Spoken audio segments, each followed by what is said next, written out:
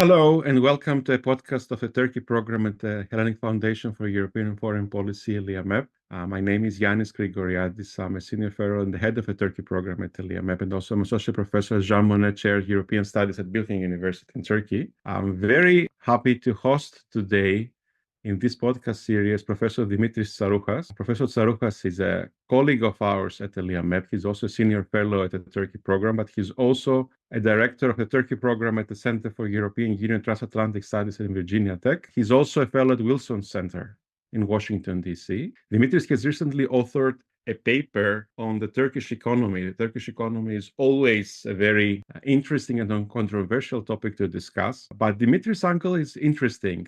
His paper is entitled Turkey's Green Transformation and the CBM. This acronym starts for Carbon Border Adjustment Mechanism. So it refers to how the climate change and the transformation of the global economy and the new needs that green transition brings forward is going to affect Turkish economy. Turkey is a country with a lot of exposure to climate change, and Dimitris is going to discuss this with us today. And of course, its linkage to the European economy and the European policies on climate change also brings new obligations for Turkey and new challenges for the Turkish economy to address. This discussion will be the first part of our podcast.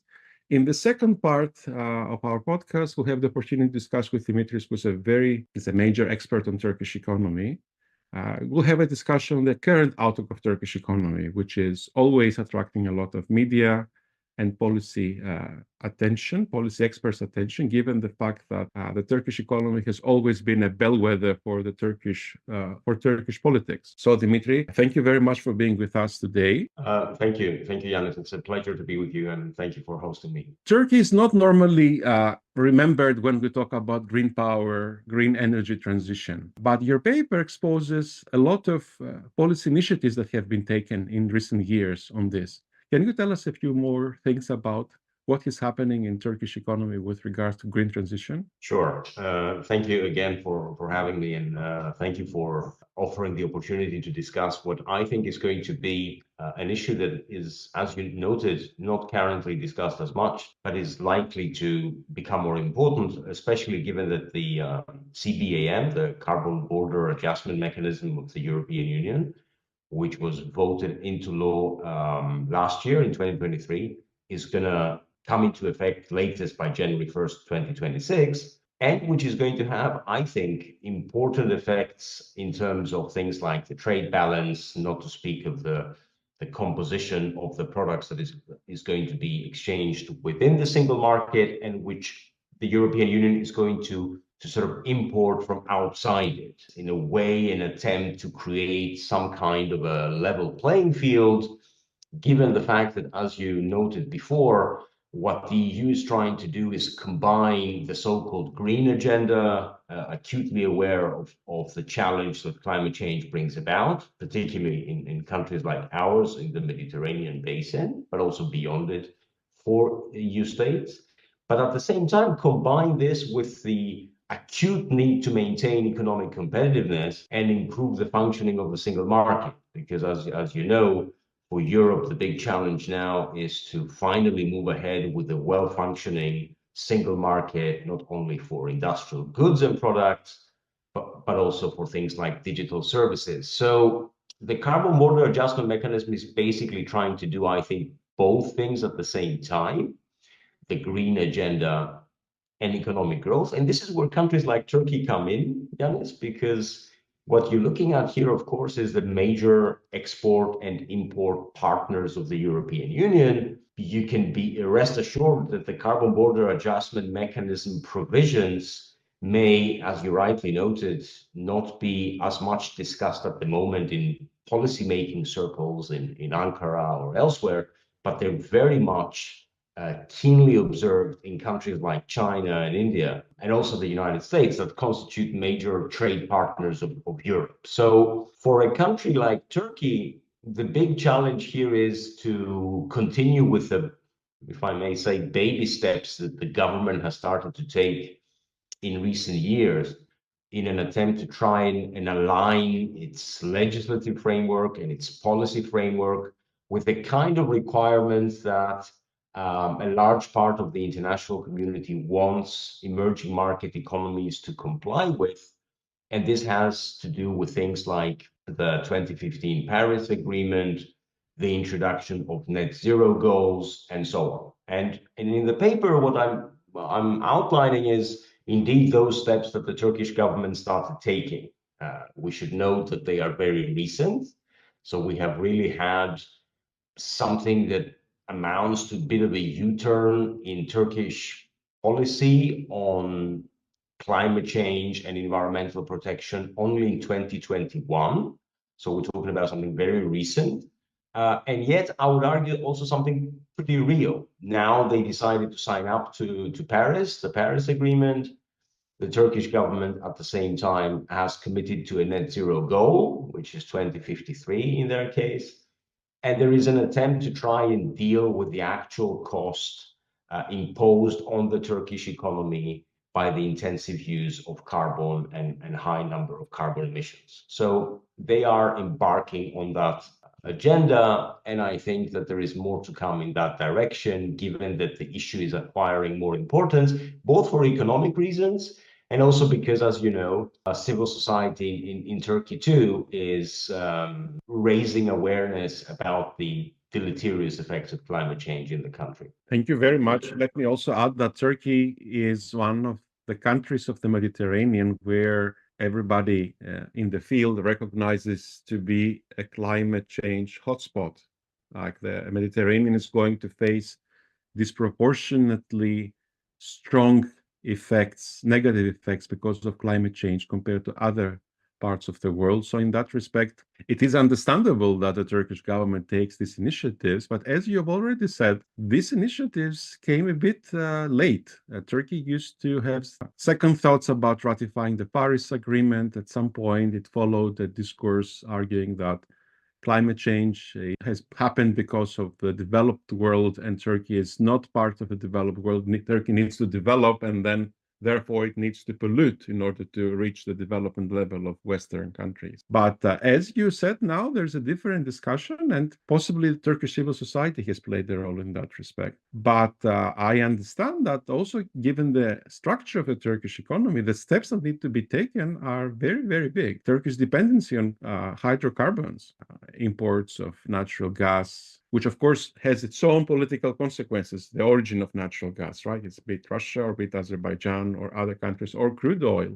This brings forward another discussion. So does this mean that Turkey is investing on renewable energy sources in order to meet these needs? And is this investment sufficient for these goals to be met? Or is this yet another lofty statement that is not going to be met, as very often is the case with climate change statements by many countries around the world? Turkey is not alone in this, I'm afraid. I think that's a great point that you raise here, and I think there are two things that need to be mentioned. The first is a large part, I think, of the government's U-turn on this should be placed in the wider context of its attempt to repair relations with the West, because as I outlined in the paper, a large part of this attempt to transition towards a more sustainable pattern of economic growth, you're right that the current one has been based very much on a carbon-intensive economic model. So the attempt to try and move away from it is basically happening through both signing up to major international agreements, but also crucially relying on Western financial aid in moving towards the clean energy transition. I discuss, for instance, in the paper how you have now bilateral loans from donors like Germany and France to the tune of about $3 billion for the domestic clean energy transition in Turkey. Within the government's new Green Deal action plan, there are specific quantitative targets, but they are also part of another agreement with the World Bank this time, worth $1 billion to expand the country's solar energy capacity, and also to introduce a pilot program to start the process of battery storage, so that they can actually create a sort of economies of scale that will allow this to become sustainable. So you're right, they don't have a good track record. Many governments have been moving back and forth on this issue of committing themselves to the transition. And it's still early days. We don't know whether Turkey will do this in the way that some envisage, but it's definitely worth seeing. Now, the second thing worth mentioning about this is capacity, right? So to what extent does, regardless of sort of governmental commitment, to what extent does an economy, which is obviously largely comprising the private sector,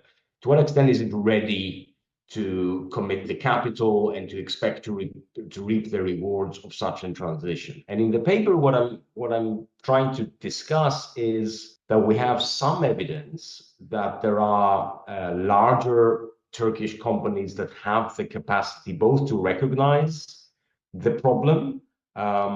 They tend to be pretty sophisticated in the way that they function. Remember that Turkey has a private sector that is comprising certain very large firms, which are, of course, very actively engaged in European and global supply chains.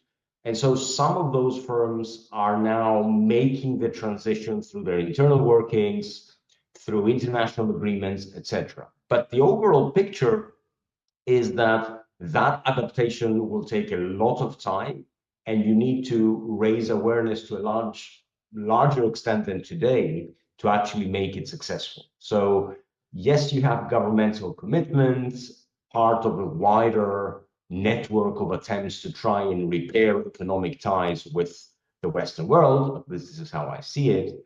But at the same time, you have major deficiencies in making sure that both your public administration is now more aligned with this idea of the challenge that the carbon border adjustment mechanism, for instance, will introduce, and also the myriads of smaller firms within the Turkish private sector that follow a very unsustainable economic model. And to convince them to change it is going to be extremely difficult. No, I see your point, and I very much agree with it.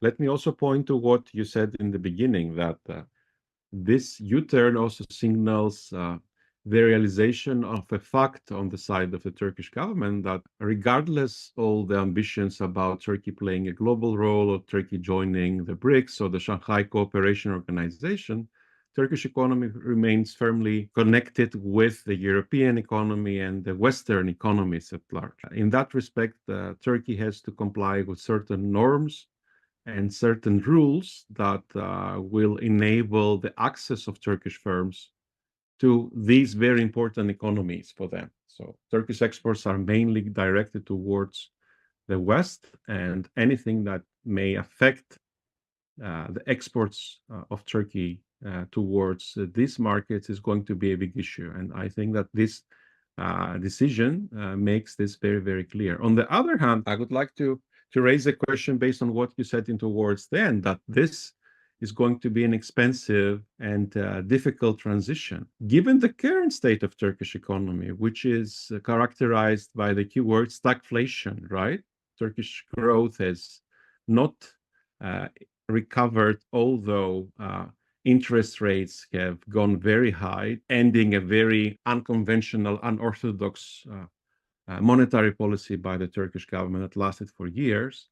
So we've been witnessing this in the last year, that Turkey has moved back to a more orthodox monetary policy, but we don't see the results yet. So how difficult will it be for the Turkish government and the Turkish companies to follow this costly transition as promised? It's a good question, of course, and it's difficult to estimate how things will move forward because, as you said, we are pretty much used to the idea of the Turkish government making some abrupt U-turns when it seems to be politically expedient to do so. Now, having said that, I would be very hesitant to characterize the Turkish situation as one beset by stagflation. I mean, the actual growth rates of the Turkish economy are, by international standards, quite impressive.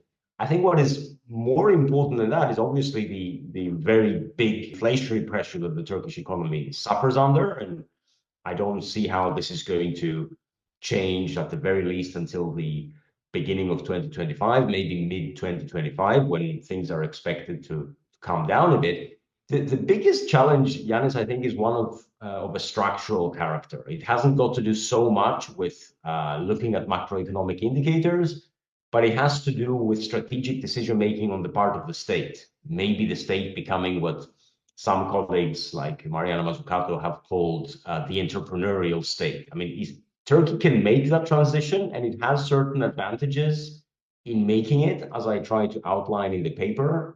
Its relative standing on things like the green complexity potential, for instance, so-called GCP, has improved markedly over the last few years.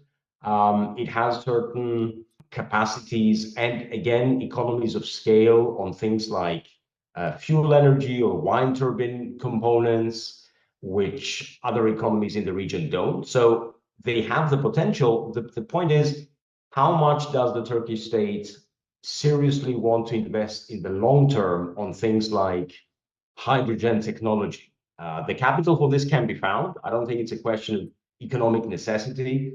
The question is, can you do so whilst attracting private sector capital, which is going to invest in the long run? Because remember, this transition, this is why countries in Europe and in the United States and in China and around the world have problems with. This is a very long-term game, right? So there are hardly any electoral benefits attached to it. There are long-term environmental and economic opportunities if you do this correctly. So I don't think that the current inflationary pressures that Turkey is facing are the big issue. The biggest issue is the structural composition of the economy, the fact that the construction sector, for instance, accounts for most of that growth that I mentioned earlier, and especially, of course, the composition of the construction sector and the way in which this carbon-intensive industry has been allowed to grow to an extent reminiscent of other emerging market economies that creates wider imbalances in the economic model followed. So I think they can do this. I believe that emerging market economies have certain advantages which are particularly important. As you rightly pointed, however, they will be quite careful, and I think Turkey wants to negotiate with the European Union on things like the carbon border adjustment mechanism, because, you know, there are certain estimates, which again I outline in the paper, that suggest a rather hefty price tag on the sort of adjustment necessary, the penalties, so to speak, in effect, the penalties that the Turkish industry will have to pay if it wants to continue with this sort of, customs union originating trade relationship with the EU. Thank you very much. You pointed in your answer also to one of the biggest problems that students of Turkish politics try to understand, which is the institutional capacity and the vicissitudes of institutional capacity in Turkey, whether the Turkish state, the Turkish government is able to address the multiple challenges that the society and the economy is facing. And of course, monetary policy has been a very hot discussion topic in that respect, because it referred to the independence of the central bank, the willingness of the presidency to impose its views on monetary policy on the central bank. And in my opinion, this has been an issue in the last crisis that hit upon the Turkish economy. In the last year or two, we have a new minister of economics who came with perceived support of the international markets, aiming to bring about a more orthodox, more predictable monetary and economic policy. So nevertheless, there is a lot of discussion right now in Turkey about this monetary and economic policy, exactly because of the fact that inflation hasn't fallen as many had expected. How would these discussions, like about a possible change in the administration of the ministry or of a new U-turn on Turkish economic policy, which is going to be initiated by the president, how big can be the effect of these possible changes on our discussion topic? So is Turkish policy on green transition immune from this, or is it likely to fall victim to yet another U-turn of the presidency? I think that what has occurred over the last few months, this speculation about the future of the finance minister in the Turkish cabinet, is not so much linked to our discussion on the so-called green transition, but it has more to do with what is very obvious in Turkey. I had the chance to visit the country in the summer, namely the complete and utter disappointment with the policy followed. I think you put it very mildly and very diplomatically when you said that inflation hasn't dropped as much as expected. Most people simply cannot make ends meet in Turkey. And there is also this perception fueled by television and social media images of lavish luxury by ministers, that the finance minister in particular, Mr. Şimşek, is pretty much out of touch with Turkish society. So I think that the sort of political calculation behind the possible replacement of the minister is more linked to that, the perception of being out of touch and maybe an attempt by the president in the future to correct that perception, rather than the long-term structural changes that are required in the Turkish economy to make that transition possible. Because, as I mentioned before, I think that a lot of the work that has been done in the Turkish economy in the last couple of years has really been an attempt to repair economic ties with the West, because they were worried that things were getting out of hand. But it wasn't really about changing the country's economic model. And let's be clear, changing an economic model is always very difficult, and it always takes a lot of time. There was some speculation, Yanis, as I'm sure you recall, a few years back, about this issue, whether Turkey was adopting what was called something like the Chinese model, or some were talking about other models. None of these things happened. Turkey didn't change its model. Turkey basically, in my own opinion, has downsized economic expectations, and it has created a vast swathe of salaried employees that basically work for the minimum wage, which has had important consequences in terms of things like wage and income distribution, which has then fueled the current feeling of despair that large masses of Turkey's society experience. And therefore, the answer to your question would be no, in the sense that for that green transition to happen, and to happen effectively and successfully, you would need to have a very different starting point. You will need to listen a lot more to what the long-term institutional investors in the country and abroad are looking for, in terms of transparency, in terms of a stable set of legislative rules, in terms of public sector investment, things which are missing from the Turkish conversation for quite some time. Thank you very much. As we're reaching the end of our conversation, I have one last question on the opposition in Turkey. What is the position of the chief opposition party on these issues? Are we having a consensus, or are they going to promote a more greener policy, or are they going to defend the interests of the sectors that are facing difficulty in adjusting to the new green economy? It's a great question, Yanis, because they have kept rather mute on this issue, haven't they? There hasn't been much, as we mentioned at the beginning of our discussion, there hasn't been much public debate, let alone intra-party debate, as the extent to which the environmental challenge is necessitating a particular policy stance. I think that's very unfortunate, because, as you again mentioned at the beginning of our discussion, Turkey has been suffering heavily, as have so many other countries around the world, from the consequences of climate change. And the idea that this is a strictly environmental issue and should be dealt with by making sure, for instance, that Canal Istanbul doesn't move ahead, which is one of the things that the opposition has promised, this could be seen as endorsing a so-called green agenda, yet we know that this is far from being an ambitious long-term plan of how you can adapt to the requirements of the new environmental challenge at the same time as you enhance your economic competitiveness. I don't think that the opposition, to put it frank,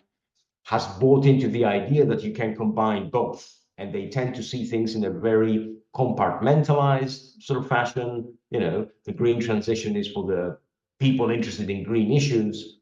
I think there's a missed opportunity here for the political class in general. Again, not only in Turkey, but around the world, because those issues are intimately intertwined, and they will pose the greatest challenge for societal cohesion particularly in vulnerable states, in years to come. So the opposition is not ready yet. They've organized a whole series of demonstrations and public meetings over the summer on so-called bread and butter issues, from agricultural produce to the price of energy.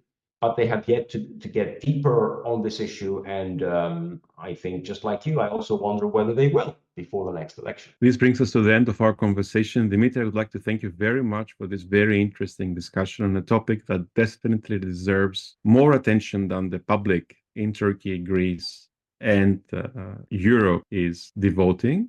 Thank you very much. And I would like to thank our audience as well. And please stay tuned for more podcasts from the Turkey program on issues related to Turkey and its region. Thank you, Ioannis. Thank you so much.